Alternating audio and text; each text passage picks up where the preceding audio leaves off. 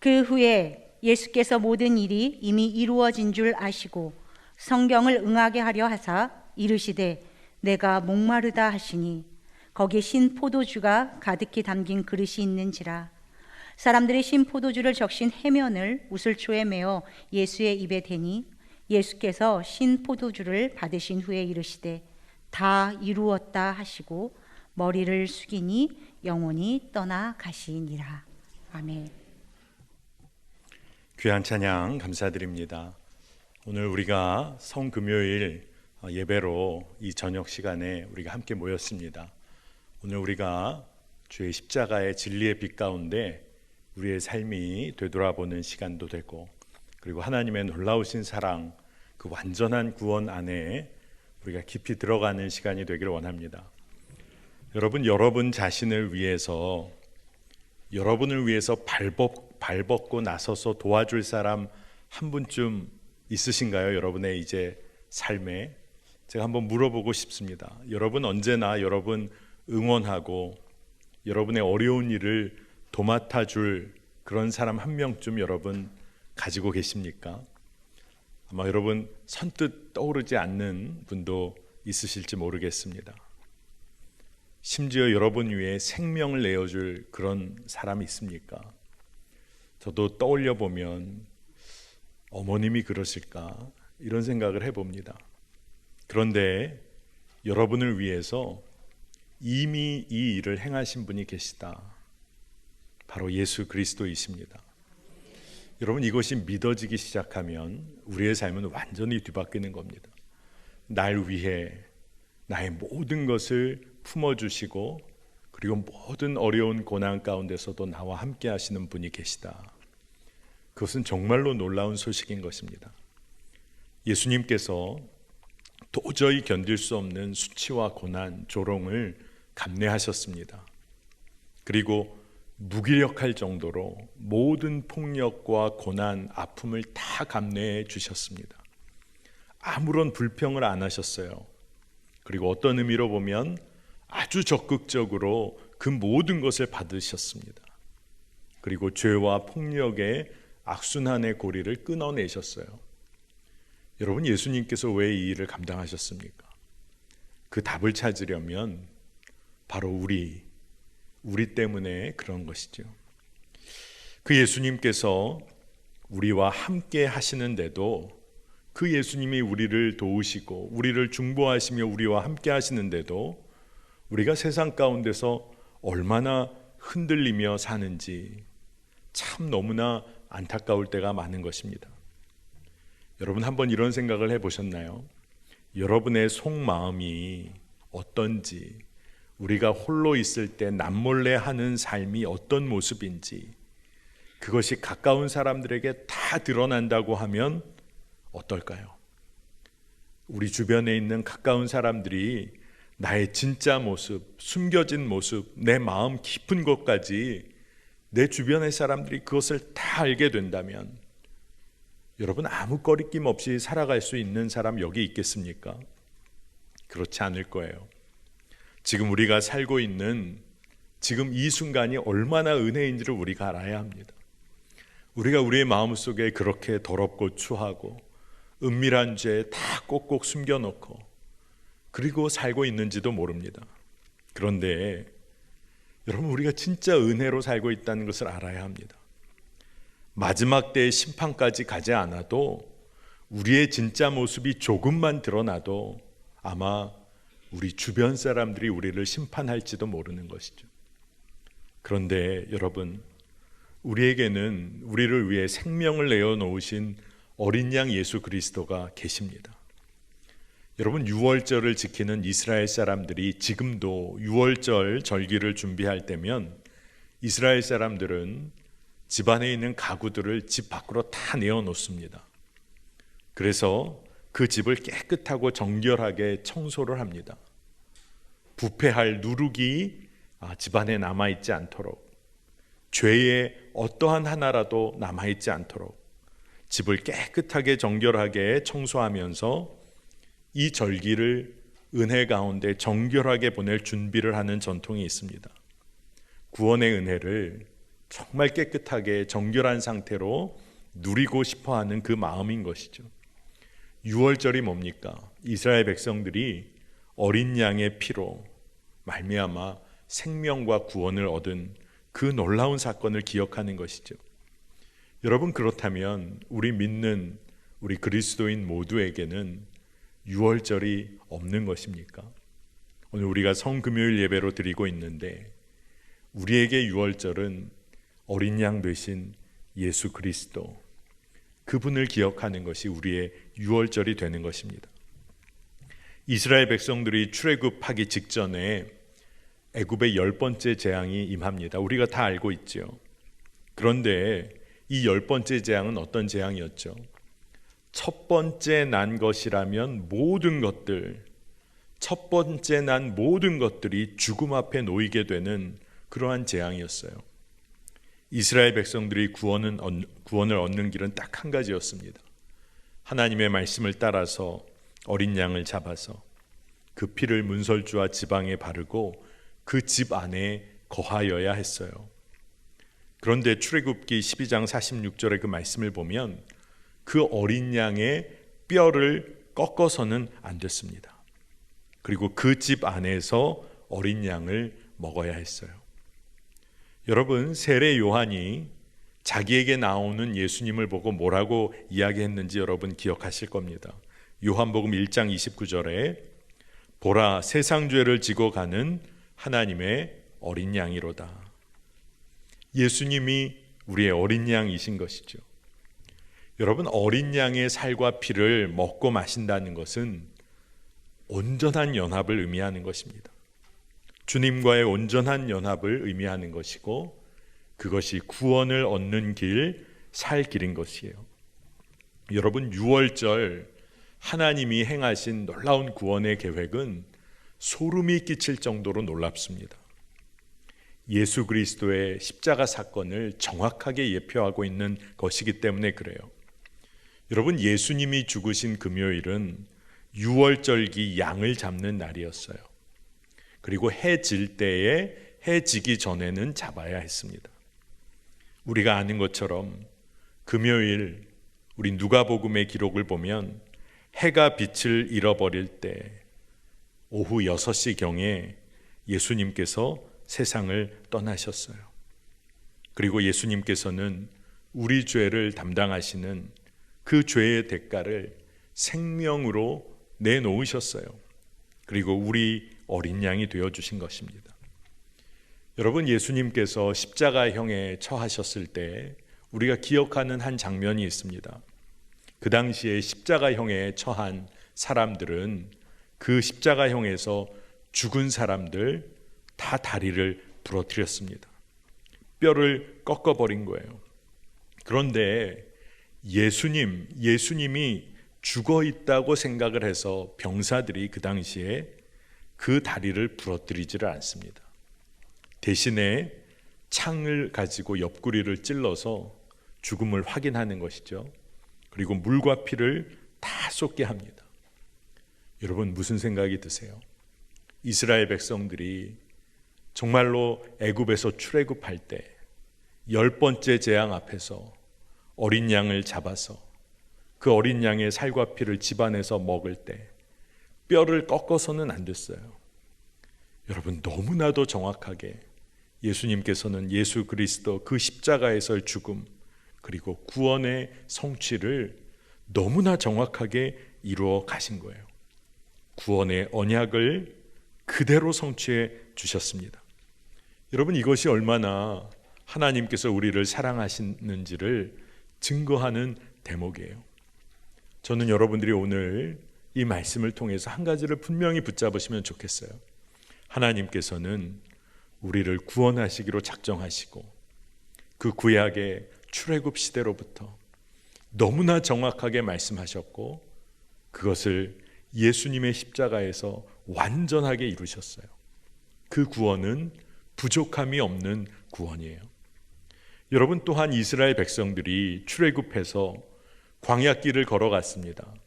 그런데 민수기 21장을 보면 어떤 사건이 있냐 하면 이스라엘 백성들이 광야길을 걷다가 길을 돌아가야 돌아가야만 했던 그 대목이 나옵니다. 길을 우회해야 했어요. 그래서 성경을 보니까 이스라엘 백성들이 마음이 상합니다. 광야까지 나와서 고생하는데 길까지 돌아가야 되고, 이 광야에서 애굽에서 먹고 마시던 거 아무것도 할 수 없고, 그래서 이 이스라엘 백성들이 하나님 원망하고 불평하기 시작을 합니다. 하나님을 신뢰하지 못하고 하나님을 정말로 원망하는 거예요. 이때 하나님께서 불뱀을 보냅니다. 그래서 이 불뱀에 물려서 수많은 사람들이 죽게 되잖아요. 그래서 이스라엘 백성들이 모세에게 나와서 간절히 구합니다. 하나님께 구해달라고. 그래서 모세의 기도를 통해서 하나님이 말씀을 주세요. 놋뱀을 만들어서 장대에 달아올리라. 그리고 그 놋뱀을 보는 자마다 나음을 입어 구원을 얻게 될 것이다. 이 말씀을 믿고 놋뱀을 바라본 사람들 다 나음을 얻고 생명을 얻게 되었습니다. 여러분, 이것이 무엇을 의미하는지 여러분 다 아시죠? 이 놋뱀이 무엇을 예표합니까? 요한복음에 보니까 그 장대에 달려 올려진 예수님에 관한 말씀이 너무나 정확하게 기록이 되어 있어요. 요한복음 3장 14절입니다. 모세가 광야에서 뱀을 든 것 같이 인자도 들려야 하리니. 아멘입니다. 여러분, 하나님께서는 우리들을 구원하시고 우리를 구원의 은혜 가운데 거하게 하시기 위해서 그 예전부터 너무나도 정확하게 이 일을 행하시기로 작정하셨다는 거예요. 저는 그래서 오늘 여러분에게 꼭 나누고 싶습니다. 하나님의 우리를 향한 구원의 계획은 바뀐 적이 없어요. 하나님은 우리를 구원하시기로 작정하시고 그 마음을 버리신 적이 없으세요. 말씀하신 대로 그대로 온전하게 이루셨어요. 여러분, 이것이 놀라운 은혜인 것입니다.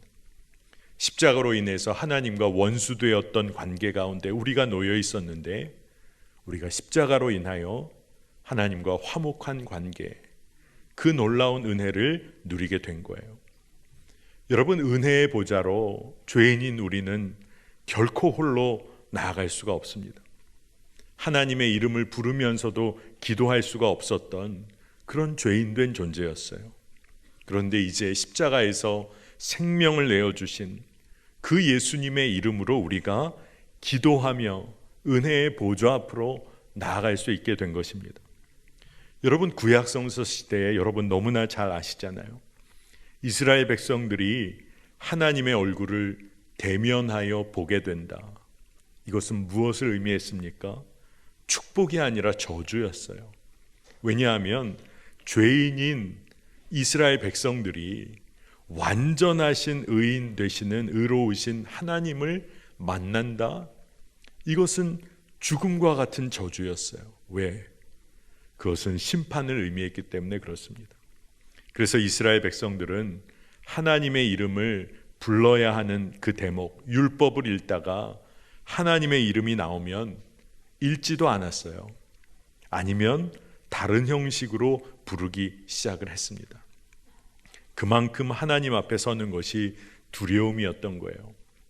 하나님이 무서우신 분이기 때문이 아니라 우리가 죄인이기 때문에, 말할 수 없는 죄인이기 때문에 의로우신 하나님 앞에 설 수가 없었던 거예요. 그런데 여러분, 예수님께서 어린 양의 생명으로 우리의 죄를 다 그 죄값을 치러주신 거죠. 구약성서 시대에 제사장이 정말로 그 어린 짐승에다가 손을 얹고 죄를 전가한 다음에 생명의 제사를 올려드린 다음에 그리고 하나님 앞에 예배하러 나갔던 것처럼 예수 그리스도께서 우리의 어린 양이 되어주신 거예요. 그래서 우리가 은혜의 보좌 앞에 예수의 이름으로 담대히 나아갈 수 있게 된 것입니다.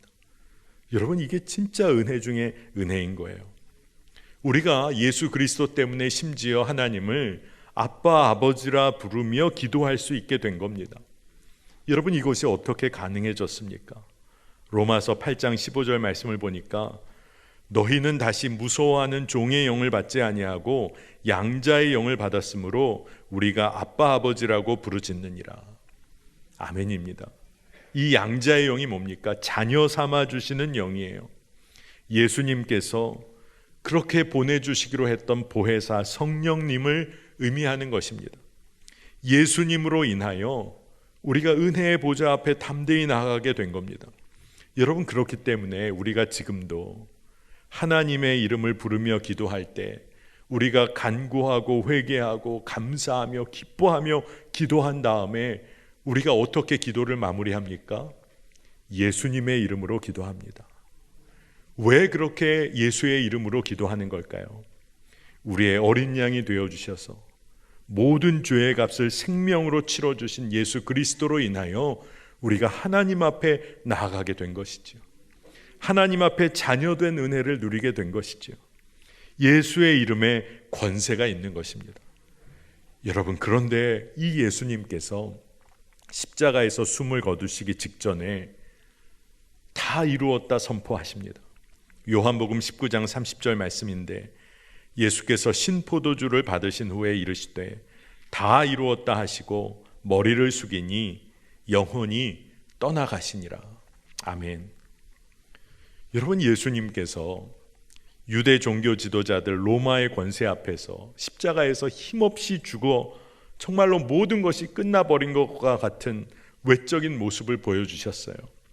그런데 이상하게도 예수님은 다 이루었다라고 말씀을 하세요. 여러분, 이 믿음의 비밀을 우리가 오늘 깨닫게 되기를 원합니다. 십자가에서 처형당해서 이제 숨을 거두기 직전에 뭘 다 이루었다고 예수님은 선포하신 걸까? 그런데 이 다 이루었다는 이 말씀이 놀라운 승리의 선포이고 구원의 완성을 의미한다는 것을 오늘 우리가 믿음으로 붙잡게 되기를 축복합니다. 예수님은 분명히 선포하셨어요. 다 이루었다. 헬라어로 말하면 이것이 테텔레스타이라는 말입니다. 그런데 이 다 이루었다는 이 말, 테텔레스타이라는 말은 어떤 때 쓰여진 말이냐 하면 조금도 모자람이 없이 완성되었다, 이런 의미가 있는 거예요. 그래서 그 당시에 사람들이 어떨 때 이 말을 썼냐 하면 어떤 작품을 만들었어요. 예를 들어 예술가가 어떤 작품을 완성했습니다.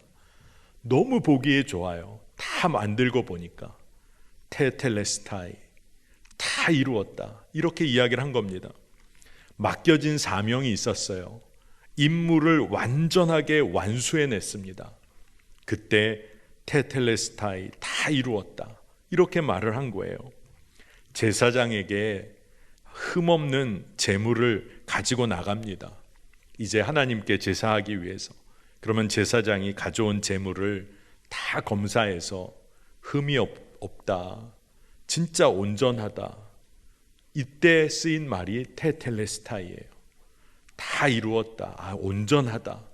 그리고 채무 관계를 다 이행했을 때, 돈을 다 갚았을 때, 죄값을 다 치렀을 때, 죄수가 그 죄인의 형량을 다 채웠을 때, 그때 쓰여진 말이 다 이루었다, 테텔레스타이라는 말입니다.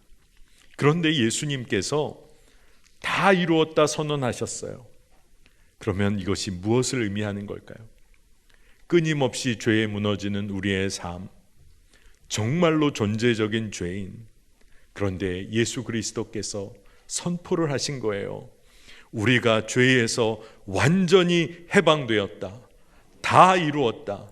예수님이 그렇게 선포를 해 주신 거예요. 완전하게 이루어졌다. 죄의 값은 내가 다 치렀고 모든 것이 다 이루어졌다. 예수님께서 완벽한 구원을 선언해 주신 거예요.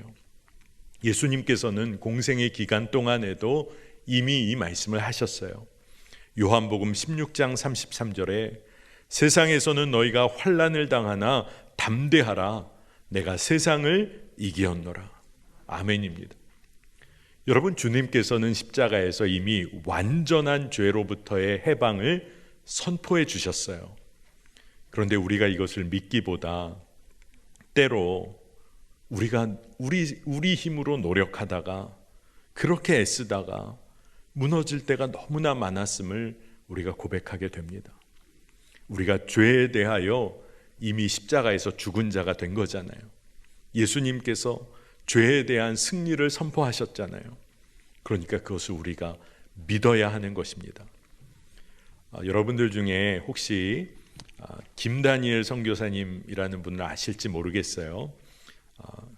젊은 선교사님이시고 또 믿음에 대해서 참 도전을 많이 하신 선교사님이신데, 제가 섬기던 교회 수련회에 오셔서 제가 교제할 기회도 있었고 또 말씀도 들을 기회가 있었습니다. 근데 이 김다니엘 선교사님이란 분이 본인이 미국에서 대학 공부할 때 이야기를 성도들, 청년들과 함께 나눈 적이 있어요. 그런데 그 대학 시절, 미국에서 공부하던 시절에 너무 늦은 밤에 친구한테 전화가 와서 만나자고 하는 겁니다. 근데 너무 늦은 밤이라 사실 솔직히 좀 귀찮은 마음도 들었다는 거예요. 그런데 이 친구가 너무 간절하게 좀 만났으면 한다 해서 그 늦은 밤에 둘이 만난 겁니다. 근데 고민 상담을 하는데 어떤 이야기였냐 하면, 자신이 학교에서 너무나 마음에 드는 여학생을 알게 되었는데, 뭐 좋은 일이잖아요. 그런데 이 친구가 고백하는 것이, 그 여자, 그 학생이 너무나 순수하고 말할 수 없이 착하고 너무나 믿음이 신실하고 너무나 귀한 자매라 자기가 다가갈 수가 없다는 고백을 했다는 겁니다. 자기는 매일 음란에 빠지는 더러운 놈인데 내가 그 친구를 어떻게 좋아하고 사랑할 수 있을까? 그래서 김다니엘 선교사님 불러내가지고 너무나 괴롭다는 이야기를 나눈 거예요. 자기가 사랑하고 싶은 그 자매는 너무나 깨끗하고 순수한 그런 착한 자매인데 어떻게 하면 좋나? 그래서 자기가 노력을 했다는 겁니다. 음란에 늘 빠지는 그런 삶으로부터 벗어나 보려고 그렇게 노력했는데 계속 무너진다는 거예요. 그래서 그때 다니엘 선교사님이 학생 시절에 그 친구를 데리고 존경하는 교수님을 만나서 상담을 갔다고 해요. 왜냐하면 이 친구가 혼자 가기는 용기가 없어서 함께 갔다는 겁니다. 교수님이 그 이야기를 다 들으시더니 어떤 이야기를 해주셨냐 하면, 죄에서 벗어나려고 그렇게 노력하는 거 귀하지만 이제부터는 이렇게 한번 해봐라. 죄에 벗어나기 위해서 노력하는 것보다 먼저 어디에 집중해야 하냐 하면, 앞으로 1년 동안 어떻게 하면 그 여자 청년 기쁘게 할까, 감동시킬까, 그 마음에 드는 일을 어떻게 하면 한번 해볼까, 온통 그 일에만 집중해 보라고 조언을 해줬다는 거예요. 그래서 이게 뭔가 싶었지만 이 조언을 들은 이 학생이 1년 동안 어떻게 하면 그 여자 학생, 그 친구 기쁘게 할 수 있을까, 실제로 그렇게 해보고 어떻게 감동을 줄 수 있을까, 그렇게 하다 보니까 학업도 성실하게 하게 되고 모든 일, 모든 순간 그 친구를 사랑할 기회로 한번 삼아 봐야겠다. 그리고 정말 기쁘게 감사함으로 그렇게 시간을 보냈다는 겁니다. 그런데 1년여의 시간이 흐르고 보니까 그가 고백을 하는데 자기도 모르는 사이에 음란의 문제로부터 완전히 노임을 받았다고 고백을 하게 된 거예요. 여러분, 이게 뭘 말하는 겁니까? 누굴 바라보느냐가 그렇게 중요하다는 겁니다. 누구를 기쁘게 하며 누구를 사랑하며 살 것인가가 너무나 분명해지면 삶이 뒤바뀌어지게 된다는 거예요. 기쁨으로 전혀 다른 삶을 살게 된다는 것입니다. 여러분, 우리가 늘 죄의 문제에 넘어지고 또 넘어지고 그리고 아파하는 이유가 뭘까요? 우리가 믿음의 눈을 들어서 십자가에서 모든 것을 이루신 예수님을 바라봐야 하는 것입니다. 예수님을 기쁘게 해드리고 예수님을 깊이 사랑하고 예수님의 마음에 정말로 합한 삶을 살기 위해서 우리가 기쁨으로 나아가야 한다는 것입니다. 두려움과 아픔의 마음을 가지고 어떻게 하면 죄 안 지을까, 이게 아니라 우리를 위해 모든 것을 이루신 예수님을 기쁨으로 바라보며 나아가야 한다는 것입니다. 여러분, 죄로부터의 해방은 교리적인 것이 아닙니다. 이것은 바로 실제인 것이에요. 교리는 우리가 죄로부터 해방된 우리 삶의 실제 그 현실을 설명해 주고 있는 것뿐입니다. 예수님께서 십자가에서 생명을 내어주시고 다 이루셨어요.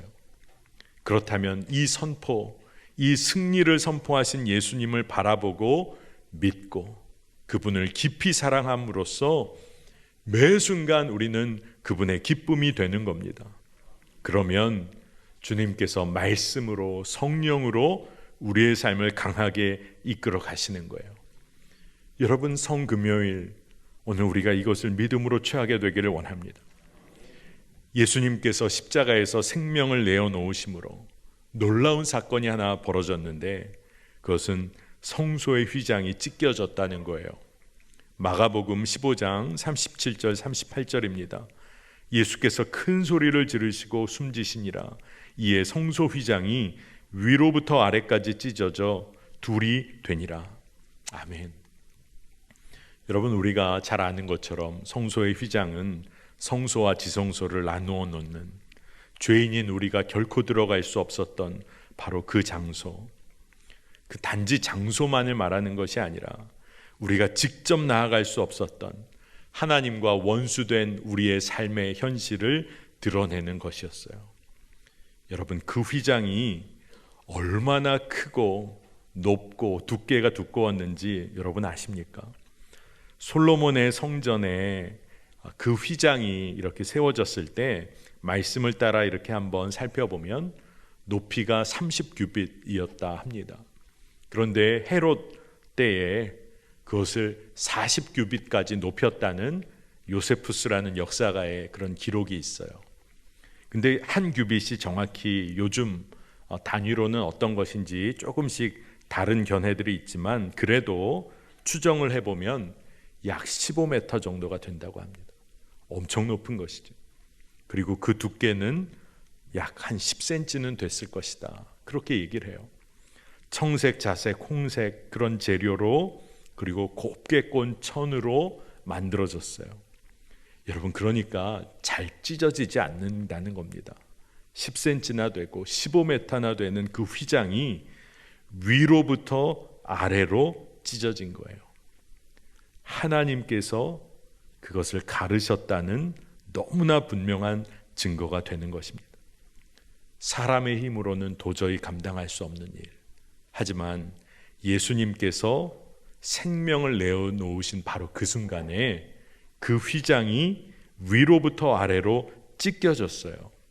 그리고 하나님과 원수된 우리의 관계, 그것이 다 사라지고 우리가 하나님 앞으로 담대히 나아갈 수 있게 된 것입니다. 에베소서 2장 13절 14절입니다. 이제는 전에 멀리 있던 너희가 그리스도 예수 안에서 그리스도의 피로 가까워졌느니라. 그는 우리의 화평이신지라. 둘로 하나를 만드사 원수된 것 곧 중간에 막힌 담을 자기 육체로 허시고. 아멘입니다.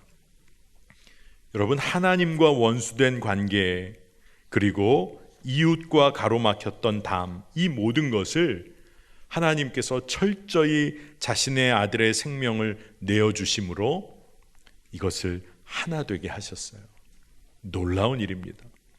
그런데 이 놀라운 일은 하나님께서 자신의 독생자를 포기하심으로 이루어진 일이에요. 엄청난 일이죠. 그리고 그 아들 예수님은 아버지의 뜻에 철저히 순종함으로 이 일을 완성시키셨어요. 그러니 예수님께서 다 이루었다 선포하실 때 그것은 세상의 권세, 우리를 차별하고 억압하고 누르는 세상의 권세를 이길 충분한 힘이자 완전한 승리를 의미하는 것입니다. 여러분, 그렇기 때문에 우리는 십자가를 통해서 하나님과 완전히 새로운 관계 가운데 나아가게 된 거예요. 여전히 죄인입니다. 하지만 의로운 자녀로 하나님이 우리를 여기시는 거예요. 우리는 이제 십자가 은혜 없이는 살 수 없는 존재, 그 존재로 세워진 것입니다. 예수님께서 다 이루셨어요. 십자가는 여러분 우리의 죄를 깨닫게 해줍니다. 하지만 십자가는 우리의 죄를 깨닫게 해줄 뿐 아니라 그 십자가 붙들고 다시 시작할 은혜를 허락해 주세요. 새로운 삶을 시작할 은혜를 허락해 주시는 겁니다. 제가 미국에서 목회할 때 함께 동역했던 참 신실한 목양 전도사님, 여자 전도사님이 계셨어요. 그 당시를 생각해 보면 저보다 훨씬 연배가 많으신 분이시죠. 그런데 이분이 처음 이민 와서 남편분과 참 열심히 일하면서 자리를 잡으셨다고 이야기를 들었어요. 작은 집 하나를 마련할 수가 있었는데 그때 열심히 다니시던 교회도 새롭게 교회에 자리를 마련할 때라 전도사님 집과 교회가 거의 붙어 있는 그런 부동산을 교회와 함께 마련을 하게 되신 거예요. 그렇게 얻게 된 겁니다. 그런데 그때 미국에서 전도사님 또 교회가 서류 작업을 명확하게 했어야 되는데 그렇게 하지를 못한 거죠. 함께 이렇게 붙어 있는 그런 부동산을 얻게 된 겁니다. 그런데 시간이 흐르면서 이분이 목양 전도사님, 신방 전도사님의 길을 걷게 되고 그 교회는 세월이 계속 흐르면서 성도들도 좀 많이 바뀌고 목회자도 바뀌게 되고 그러다가 교회가 전도사님 집에 대한 소유권을 주장하기 시작을 한 거예요. 저도 그 얘기를 들으면서 참 마음이 아프더라고요. 그리고 재판까지 이루어지게 됐습니다. 그래서 재판이 이루어질 때 우리 동료 목사님들이 이렇게 서류, 영문 서류나 변호사 만나는 일이나 많이 도와드렸던 것 같아요. 그런데 재판의 결론은 다 잃어버리게 된 겁니다. 그 집을 다 교회에 넘겨줘야만 하는, 법적으로 그렇게 돼버린 거예요. 그러니까 여러분 마음이 어떠시겠어요? 그때 저도 부목사였는데 함께 사역을 하는 입장으로 저도 마음이 참 힘들고 어떻게 교회가 그렇게 할 수가 있을까? 그것 때문에 더 마음에 힘이 들었습니다. 근데 그 당시에 전도사님의 남편 권사님이 계셨는데 새벽 예배마다 참 열심히 기도하러 나오셨던 권사님이세요. 제가 기억을 합니다. 그런데 어느 날부터 권사님이 새벽에 기도하러 안 나오시는 거예요. 아마 기도하러 나오실 수가 없었던 것 같아요. 그랬는데 이거 어떡하나.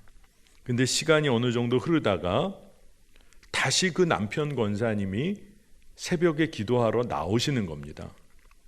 그리고 전도사님도 힘을 다시 얻어 가시는 것 같아 보였어요. 그래서 시간이 좀 지난 다음에 그 전도사님으로부터 좀 이야기를 듣게 됐습니다. 그 전도사님이 그런 말씀을 하시더라고요. 남편과 정말 서로 힘든 시간이었는데 어느 날 남편에게 이렇게 한마디를 했다고 해요. 그때는 남편 권사님 새벽 예배 못 나올 때죠. 당신 아무리 그래도 하나님 없이 살 수 있어? 당신 이제부터 하나님 없이 살 수 있겠어? 그 질문을 던졌다는 거예요. 지금 너무 힘든 거 맞지만 그 힘든 상황 때문에 이제부터 하나님 안 계신 것처럼 당신 살 수 있겠어? 근데 이 질문이 남편 권사님도 살리고 전도사님도 살렸다는 겁니다. 여러분에게도 묻고 싶어요. 여러분, 하나님 없이 살 수 있겠습니까? 세상 재미 따라 세상이 주는 모든 것 취하면서 이제부터 내가 하나님 없이 살 수 있는 인생, 하나님 없이 살 수 있는 삶, 그런 삶 살 수 있겠습니까? 여러분, 전혀 그렇지가 않아요. 우리가 하나님의 은혜 없이는 살 수 없는 사람들입니다. 우리는 존재적인 죄인이에요. 하나님의 그 완전한 십자가 사랑 없이는 살 수 없는 존재예요.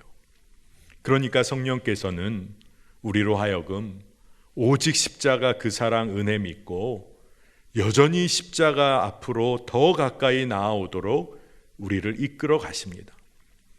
여러분, 우리가 십자가 앞으로 더 가까이 간다는 것은 어떤 삶을 말하는 걸까요?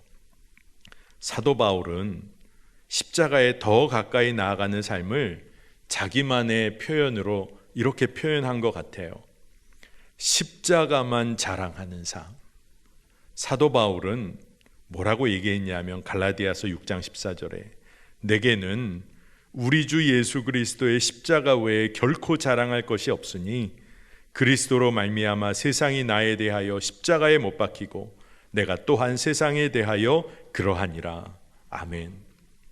사도 바울의 고백이에요.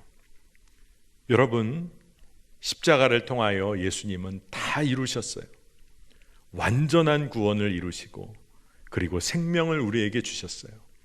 하나님과 원수된 관계에서 화해를 이루게 하셨어요. 그리고 예수 그리스도의 이름에 의지하여 은혜의 보좌 앞에 담대히 나아가 하나님께 아빠 아버지라 부르며 기도할 수 있는 은혜를 주셨어요. 다 이루셨어요. 그리고 우리가 죄에 빠져 있을지라도 오로지 십자가 붙들고 다시 일어설 수 있는 은혜를 주셨어요. 다 이루셨어요. 그런데 세상에서는 여전히 십자가 하면 끔찍한 형벌이고 여전히 부담스러운 짐이고 그리고 조금은 회피하고 싶은 그 무엇이라고 생각하며 살아갈 때가 많아요. 그런데 여러분, 어떻게 정말 우리가 십자가만 자랑하며 살 수 있는 겁니까? 우리가 어떻게 십자가만 자랑하며 살 수 있는 겁니까? 19세기에 정말로 하나님의 부흥과 하나님의 인도하심을 경험했던 사람들이 중국 선교사로 자원하여 들어간 일들이 많았었습니다. 그 당시에 19세기에 앤 월터 펀이라는 아주 아름다운 여성 청년이 중국 선교사로 그가 자원을 하게 됩니다. 이 청년이 의과대학을 졸업했는데 그가 의과대학 졸업하고 의사가 되자마자 곧장 선교사로 자원해서 중국으로 떠났어요. 근데 19세기입니다. 그 당시에 중국에 들어가면 그런 선교사님들 살아서는 못 나온다. 그런 위험한 곳이다. 이렇게 많이 알려져 있었습니다. 이 앤이라는 이 선교사님, 이 앤의 어머니가 너무나 마음이 안타까운 거죠. 중국으로 떠난 딸의 소식을 들을 수가 없는 거예요. 그래서 이 앤의 어머니가 딸이 중국에서 살아는 있는지 너무 궁금해서 좀 알아보고 싶었습니다. 근데 주변에서 중국으로 가는 사람 하나를 알게 돼서 그 당시에 210달러 값어치의 금전을 쥐어주면서 내 딸을 만나게 되면 딱 한 가지만 전해주세요. 내 딸을 만나게 되면 꼭 전보 한 통 쳐주는데 다른 말 필요 없고 딱 한 단어만 써달라. safe, 안전하다. safe, 안전하다라는 말 한마디만 전보에 딸이 칠 수 있도록만 해달라. 이렇게 부탁을 했다는 겁니다. 시간이 흘렀는데 딸 앤에게서 결국 전보가 온 거예요. 그런데 이 전보에는 어머니가 기다리던 안전하다, safe 이 단어가 쓰여 있지를 않는 겁니다. 그거 대신에 다른 단어 한 단어가 쓰여 있었다는 거예요. safe라고 쓰여 있지 않고 delighted, 즐겁다라고 어머니에게 전보를 띄웠다는 겁니다. 어머니는 마음에 하나님 사명 붙잡고 갔지만 중국에서 살아는 있는 걸까? 그냥 안전하기만 살아만 있으면 좋겠다. 그 이야기 하나 듣고 싶었는데 하나님은 어떤 답을 주셨냐면 네 딸이 즐겁단다. 네 딸이 즐겁단다. 이 이야기를 보내주신 거예요.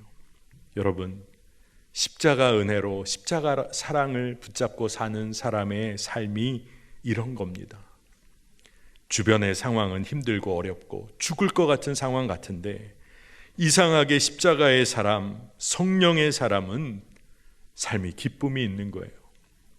은혜가 있는 겁니다. 여러분, 성령께서 십자가 예수님을 우리의 심령 가운데 분명히 붙잡을 수 있도록 믿음을 허락해 주시면 우리의 삶을 바라보는 눈은 완전히 바뀌어지는 것입니다. 그저 세상에서 안전한 삶, 편안한 삶, 남들이 알아주는 삶, 그 삶 살기 위해서 그렇게 이리저리 헤매였는데 십자가 예수님 바라보고 예수님이 이루신 일을 믿음으로 붙잡게 되니까 내 삶의 답이 달라지는 거예요. 십자가를 자랑하는 삶을 살게 되는 겁니다. 십자가 외에는 내가 자랑할 것이 없습니다. 이 삶을 살게 되는 줄로 믿습니다. 여러분, 눈에 보이는 세상이 전부인 줄 알고 사는 사람에게는 십자가 속죄함, 십자가의 은혜와 사랑 다 쓸모없어 보일 거예요. 하나님과의 원수된 관계에서 이제 자녀의 관계를 가지게 되었다, 이런 것들 다 아무것도 아니게 보일 겁니다. 왜? 세상만 바라보며 사니까. 그런데 죄에 대한 심판이 분명히 있음을 아는 사람에게는 십자가의 속죄함보다 더 큰 은혜와 선물이 없는 거죠. 여러분, 하나님과의 원수된 관계가 죽음보다 무서운 것임을 아는 사람은 십자가로 인하여 하나님과 원수된 관계가 이제는 자녀의 관계가 되었다, 이건 복음 중에 복음인 것이죠. 여러분은 어떻습니까? 예수님 믿고 우리가 성도가 되었지만 우리의 삶에서 내가 구원은 받은 사람인가? 내가 세상에서 승리할 수 있을까? 하나님은 과연 내 삶에 역사하실까? 늘 이렇게 확신 없는 이런 믿음 가지고 살 때가 너무나 많았던 것이죠. 그런데 여러분, 십자가는 기쁨이죠. 우리 삶의 능력이죠. 부담과 짐이 아닌 것입니다. 그런데 우리가 이러한 삶을 살기 위해서 한 가지 오늘 분명히 해야 합니다. 예수님께서 구원과 관련한 그 모든 것을 십자가에서 다 이루셨다. 이것을 믿음으로 붙잡게 되면 우리 삶은 완전히 달라지는 겁니다. 여러분, 일상의 은밀한 죄에 반복적으로 무너지며 사십니까? 여러분 어떠세요? 오늘 우리가 믿음을 취해야 합니다. 예수님께서 죄의 권세를 이기시고 완전한 승리를 다 이루셨습니다. 여러분, 아멘입니다. 여러분, 우리가 사랑받지 못하고 늘 인정받지 못하는 삶 살면서 늘 우울한 감정에 빠져 살고 있습니까? 여러분, 우리가 믿음을 사용해야 돼요. 예수님께서 십자가에서 생명을 내어주시며 내가 널 사랑한다, 그 사랑을 십자가에서 완전히 이루셨어요. 여러분, 우리가 왜 세상의 사랑을 갈구하며 살아야 합니까? 여러분, 어렵고 힘겨운 고난에 처해서 말할 수 없는 절망 가운데 여러분 계신 분 계십니까? 예수님께서 십자가에서 고통당하셨다는 것을 우리가 압니다. 우리의 고통 가운데 주님이 함께하고 계세요. 그러면서 주님은 선포하십니다. 다 이루었다. 그 이야기가 뭡니까? 이 절망이 끝나고 이 죽음과 같은 고난이 끝나고 결국 부활의 생명으로 살게 될 것이다. 다 이루었다. 주님이 말씀하고 계신 거예요. 여러분, 질병 가운데, 여러분 두려움 가운데 낙심하며 정말로 기도하는 것조차 막힌 분들이 이곳에 계십니까? 예수님께서 치유하시기를 원하세요. 예수님이 다 이루셨어요. 이사야 53장 5절에 그가 찔림은 우리의 허물 때문이요 그가 상함은 우리의 죄악 때문이라. 그가 징계를 받음으로 우리는 평화를 누리고 그가 채찍에 맞음으로 우리는 나음을 받았도다. 아멘. 예수 그리스도께서 십자가에서 고난 받으심으로, 채찍에 맞으심으로 우리는 나음을 받았도다. 아멘입니다. 우리가 질병 때문에 낙심하고 무너질 수 있어요. 하지만 예수님을 붙잡아야 하는 것입니다.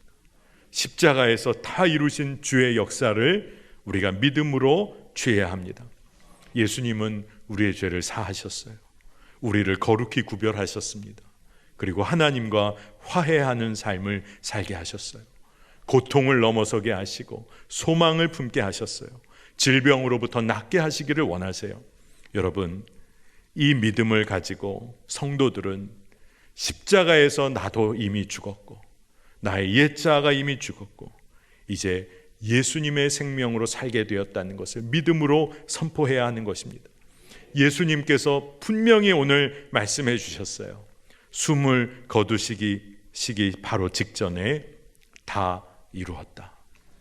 완전하게, 온전하게, 흠 없이, 그리고 아주 완벽하게 예수 그리스도께서 십자가의 승리를 이루셨어요. 여러분, 우리가 그럼 뭘 해야 될까요? 예수님이 다 이루셨는데 우리가 해야 하는 것은 믿는 것입니다. 믿는 것이에요. 그분을 신뢰하는 것입니다. 여러분, 그분을 신뢰하면 예수님께 우리의 삶을 맡겨드릴 수가 있는 거예요. 어떤 상황에 처할지라도 십자가만 자랑하면서 주와 동행하는 것입니다. 좁은 길을 주와 함께 걷는 것, 그것이 우리의 기쁨이라고 우리가 찬송하지 않습니까? 우리가 늘 주와 좁은 길을 주와 함께 기쁨으로 걸을 수 있는 것, 그것은 예수의 생명이 우리 안에 역사하시기 때문입니다. 여러분, 기도의 응답도, 믿음의 승리도, 주님과 친밀히 동행하는 것도, 구원의 역사도 예수님이 다 이루셨어요. 오늘 우리가 성금요일 주의 정말로 십자가에서 죽음을 마음 아프게 우리가 묵상도 하지만 오늘은 기쁨의 날이기도 한 거예요. 죄로부터의 완전한 해방을 선포하신 주님으로 인하여 우리가 완전히 새로운 삶을 결단하는 오늘 이 밤 되시기를 축복합니다. 여러분, 내일이 아니에요. 모레 그렇게 사는 거 아닙니다. 오늘 이 시간에 우리가 믿음으로 취하여 그 믿음이 우리 삶의 실제가 되는 것입니다. 성령께서 그리 역사하실 줄로 믿습니다. 이 시간에 우리가 성찬의 시간을 갖기 전 함께 기도하려고 합니다.